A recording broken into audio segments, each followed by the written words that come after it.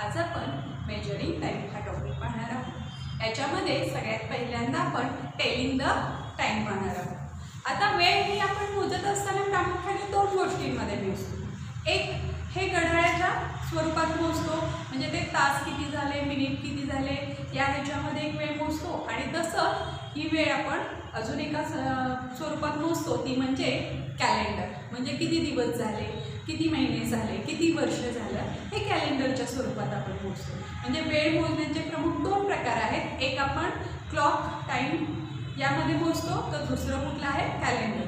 त्यातमधलं पहिला टॉपिक आता आपण पाहणार आहोत क्लॉक। आता क्लॉक म्हटलं की आपल्या सगळ्यांच्या लक्षात काय येतं, भिंतीवर असणारं हे घड्याळ, हे साधारण अशा प्रकारे, म्हणजे त्याचे आकार वेगवेगळे असतात, डिझाईन वेगवेगळे असतात, पण याच्यामध्ये असणारे नंबर्स मात्र सेम असतात। बघा इथे 1 to 12 नंबर असतात, ते एका सिक्वेन्समध्ये आपल्याला दिलेले असतात। आता याच्यामध्ये प्रत्येक नंबर हा काय केलेला आहे, समान डिस्टन्सवरती दिलेला असतो। प्रत्येक नंबर हा काय आहे, इक्वल डिस्टन्सवरती दिलेला असतो।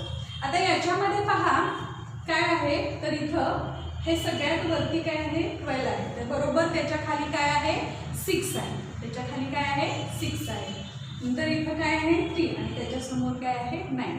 हे क्लॉकमध्ये काय आहे फिक्स नंबर्स आहेत की जे याच प्लेसमध्ये येतात। आता याच्यानंतर बघा 1 2 3 4 5 6 7 8 9 10 11 आणि 12, हे 12 नंबर्स आपल्याला मिनिट आणि अवर्स दाखवतात। आता मिनिट आणि अवर्स हे कसे दाखवले जातात, तर या घड्याळामध्ये 3 हँड्स असतात, 3 हँड्स असतात। याच्यामध्ये एक सगळ्यात मोठा सगळ्यात लॉंग जो असतो तो सेकंड हँड असतो। सेकंड हे कसं असतं, तर प्रत्येक सेकंदाला हे काय होत असतं, एका मिनिटाला हे काय करत असतं 1 राऊंड कंप्लीट करत असतं। हा जो सगळ्यात लॉंग हँड आहे हा सेकंड हँड असतो, आणि हा काय करतो एका मिनिटाला, आता 12 पासून जर सुरू झालं तर 1 मिनिट कंप्लीट होईपर्यंत हे काय केलेलं असतं, असं 1 राऊंड कंप्लीट करून इथं आलेलं असतं। जेव्हा ह्याचं 1 राऊंड कंप्लीट होतो तेव्हा किती वेळ होते, 1 मिनिट कंप्लीट झालेलं असतं। त्यानंतर आता प्रामुख्याने आपण हा 2 हँड्सचा अभ्यास करायचा आहे। त्याच्यामध्ये एक शॉर्ट हँड असतो तर एक लॉंग हँड असतो। आता ह्याच्यामधला हा जो शॉर्ट हँड आहे याला म्हणायचं अवर हँड, काय म्हणायचं अवर हँड, अँड हा जो लॉंग हँड आहे याला म्हणायचं मिनिट हँड, त्याला काय म्हणायचं मिनिट हँड। आता हा जो मिनिट हँड आहे हा 1 आवरमध्ये 1 राऊंड कंप्लीट करतो।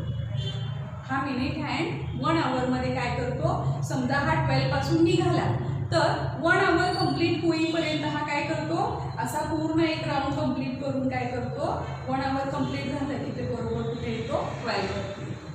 तर हा 1 आवर कंप्लीट होण्यासाठी हा जो छोटा अवर हँड आहे हा अवर हँड काय करतो, फक्त 2 नंबरमधलं डिस्टन्स पूर्ण करतो 1 आवरमध्ये। बघा समजा आता तो इथं आहे, ठीक आहे, आता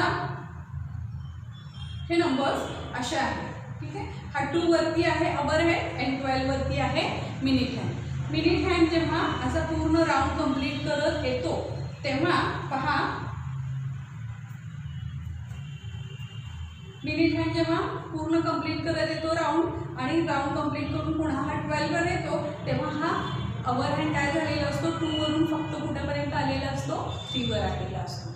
म्हणजे 1 आवरमध्ये हा अवर हँड फक्त 1 हाऊस पुढे जातो, तर मिनिट हँड 1 राऊंड कंप्लीट करतो।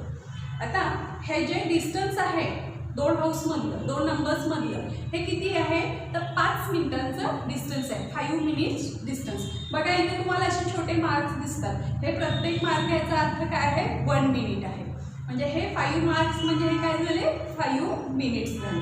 म्हणजेच काय, तर 2 नंबर्समधलं हे जे डिस्टन्स आहे ते 5 मिनिट्स डिस्टन्स आहे। आता आपण वेळ सांगत असताना प्रामुख्याने काय पाहायचं आहे, तर सगळ्यात पहिल्यांदा हा जो मिनिट हँड आहे कोणत्या नंबरवरती आहे तो पाहायचा, ठीक आहे। आता हा मिनिट हँड कुठं आहे पहा 4 वरती आहे, कुठं आहे 4 वर आहे। आता 4 वर आहे म्हणजे आता आपल्याला हे घड्याळातली वेळ सांगायची, आपण वेळ सांगत असताना सगळ्यात पहिल्यांदा मिनिट हँड कुठं आहे पाहायचे, तो आहे 4 वरती आहे। मग 4 वर आहे तर 12 नंतर किती मिनिट्स झाले बघा, आता एक घर 5 मिनिटांचं आहे, म्हणून आपण काय करूया 5चा टेबल 4 पर्यंत म्हणूया. 5 1 जा 5, 5 2 जा 10, 5 3 जा 15, 5 4 जा 20. म्हणजे किती मिनिट झालेले आहेत? 20 मिनिट्स पास्ट झालेले आहेत, म्हणून आपण कुठला शब्द वापरला? पास्ट. 20 minute past. आता हा जो अवर हँड आहे, हा अवर हँड कोणत्या नंबरच्या पुढे गेलेला आहे? 6च्या पुढे गेलेला आहे. म्हणजे काय झालेलं आहे? 6 o'clock होऊन गेलेले आहे, म्हणून काय म्हणायचं आपण? 20 मिनिट पास्ट 6. म्हणजे 6 वाजून काय झालेले आहे? 20 मिनिटं झालेली आहेत. अशा प्रकारे आपण काय करायचं आहे? घड्याळाचं वाचन करायचं आहे. आता हेच आपण करत असताना इथं काही उदाहरणं आपण पाहूया. आता हे तुम्हाला इथे क्लॉक ड्रॉ करून दाखवलेला आहे. आता याच्यामध्ये जो लॉंग आहे तो मिनिट हँड आहे आणि जो शॉर्ट आहे तो अवर हँड आहे. आता हा मिनिट हँड कितीवर आहे? 2 वर आहे. मग आपण आत्ताच पाहिलं की 1 हाऊसचं डिस्टन्स किती आहे? 5 मिनिट्स आहे. मग आपण काय करूया? 5चा टेबल 2 पर्यंत म्हणूया. 5 1 जा 5, 5 2 जा 10. मग किती मिनिट झालेले आहेत? 10 मिनिट्स. सगळ्यात पहिल्यांदा मी हे लिहिणार 10 मिनिट्स. ठीक आहे, 10 मिनिट्स. आता आपण लक्ष द्यायचं आहे अवर हँडकडे. अवर हँड कुठे आहे? बघा 7च्या पुढे गेलेला आहे. 7 आणि 8च्या मध्ये आहे, पण पुढे कुणाच्या गेलेला आहे? 7च्या पुढे गेलेला आहे. मग आपण इथं काय म्हणू शकतो की 10 मिनिट पास्ट 7. काय म्हणायचं आहे? 10 मिनिट पास्ट 7.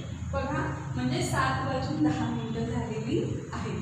कारण हा मिनिट हँड जेव्हा बरोबर 12 वर होता तेव्हा हा अवर हँड बरोबर कुठं असतो? 7 वर असतो आणि तेव्हा घड्याळ वेळ कोणती असते? 7 o'clock.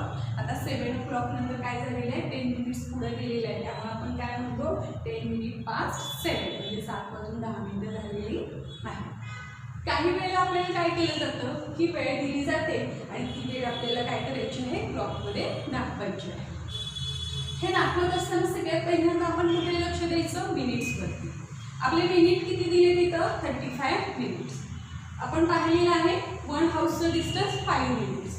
मग आपल्याला 35 मिनिट्स कुठं दिसतात हे पाहण्यासाठी आपण काय करूया? 1 पासून 5चा टेबल स्टार्ट करूया. इथं 5 मिनिट्स झाले.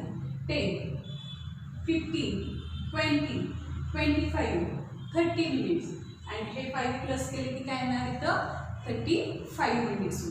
म्हणजे जेव्हा मिनिट हँड 7 वर असेल तेव्हा काय झालेले असणार आहे? 35 मिनिट्स. त्यामुळे आपण या क्लॉकमध्ये मिनिट हँड दाखवताना कुठे दाखवायचं आहे? 7 वरती दाखवायचं आहे. ठीक आहे, आता आपला मिनिट हँड झाला. आता आपल्याला ही वेळ पूर्ण दाखवण्यासाठी आता आपल्याला कुठं जायला पाहिजे? तर अवर हँडवरती. मग अवर हँडमध्ये किती? इथं काय सांगितले? पास्ट 8. 35 मिनिट पास्ट 8 म्हणजे 8 वाजून 35 मिनिटं झालेली. म्हणजे 8 वाजून गेले. मग ती वेळ झाली म्हणजे काय झालेलं असणार आहे? अवर हँड 8च्या पुढेचं काय असणार आहे? पुढे असणार आहे. मग अवर हँड हा काय असतो? मिनिट हँडच्या पेक्षा छोटा असतो. अशा प्रकारे आपण 8च्या आणि 9च्या मध्ये कोण दाखवणार आहे? Our hand. म्हणजे आपली ही वेळ आता घड्याळात दाखवलेली कुठली आहे? तर 35 मिनिट पास्ट 8. आता 1 आवरमध्ये टोटल किती मिनिटं आहेत? हे एक घर 5 मिनिट्स आहे, बरोबर? एक घर 5 मिनिट्सचं. तर हे पूर्ण किती मिनिटांचं घर आहे? म्हणजे एका आवरमध्ये किती मिनिटं आहे? तर बघा 1 hour is equal to 60 minutes. 1 hour is equal to 60 minutes. हे सगळे मिळून किती मिनिट होता? 60 मिनिट्स होता. आता आपण इयत्ता 3मध्ये फ्रॅक्शनमध्ये पाहिलेलं आहे की याच्या हाफ करायचं असेल तर काय? तर बघा हाफ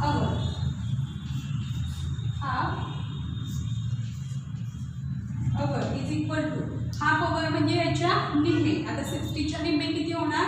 30. ते काय येणार आहे? 30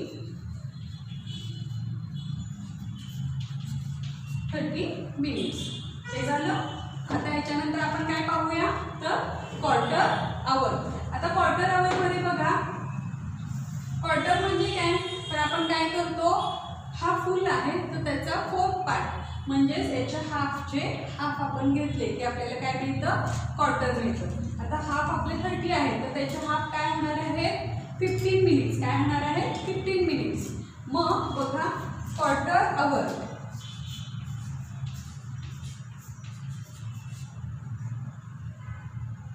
a quarter hour is equal to 15 minutes.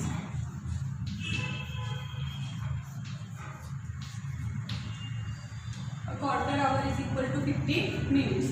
अशा प्रकारे आपण ही काय करू शकतो, आवर्सचे फुल आवर्स, हाफ आवर्स आणि क्वार्टर आवर्सचे मिनिट आपण पाहिलेले. आता आपल्याला काही वेळेला वेळ सांगत असताना हे हाफ, क्वार्टर टू या शब्दांचा वापर करत असतो. आता हे कसं करायचं ते आपण पाहूया. आता याच्यामध्ये अजून एक भाग आहे 3 क्वार्टर. ओके, आता 3 क्वार्टर बघा.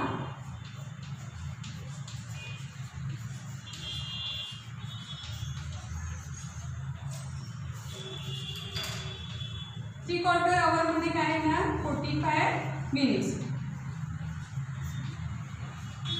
45 मिनिट्स. आता हे आपण क्लॉक मध्ये कसं दाखवायचं बघा. सगळ्यात पहिल्यांदा हा काय केलेला आहे, मिनिट हँड काढलेला आहे आणि त्याच्यानंतर हा आवर हँड काढलेला आहे. बघा आता याच्यामध्ये हे मी मधले नंबर्स दिलेले नाहीत कारण तुमच्या पटकन क्वार्टर, हाफ आणि 3 क्वार्टर लक्षात द्यावं. आता हा जो सर्कल आहे याच्यामध्ये हाफ पार्ट इथे येतो. ठीक आहे, आपण हा पूर्ण अशी लाईन केली तर हा हाफ पार्ट येतो म्हणजे 6 वरती हाफ येतो. तर आपण जर अशी लाईन काढली तर 3 वरती काय येतं, क्वार्टर पार्ट येतं. आणि क्वार्टर म्हणजेच काय, तर काय आपण पाहिलेलं आहे 15 मिनिट्स. मग या क्लॉकमध्ये 15 मिनिट्स कुठं कंप्लीट होतात बघा, 5 + 5 10, 10 + 5 15. म्हणजे 3 वर जेव्हा मिनिट हँड येतो तेव्हा क्वार्टर पार्ट झालेला असतो. मग आता ह्या घड्याळात दिलेली वेळ आपण 2 प्रकारे लिहू शकतो. एक म्हणजे आताच आपण इथं पाहिलं की किती मिनिटं झाले ते आधी लिहायचं. किती मिनिटं झाले, 15 मिनिट्स. 15 minutes past. आता हा कोणाच्या पुढे गेलेला आहे, 5च्या थोडंसं पुढे गेलेलं आहे म्हणून आपण इथं काय लिहिणार, 5. 15 मिनिट पास्ट 5. आता हे आपल्याला दुसऱ्या शब्दात काय लिहिता येईल, तर 15 मिनिट म्हणजेच काय, तर क्वार्टर. आपण इथं 15 मिनिट ऐवजी हा क्वार्टर हा शब्द वापरायचा. बघा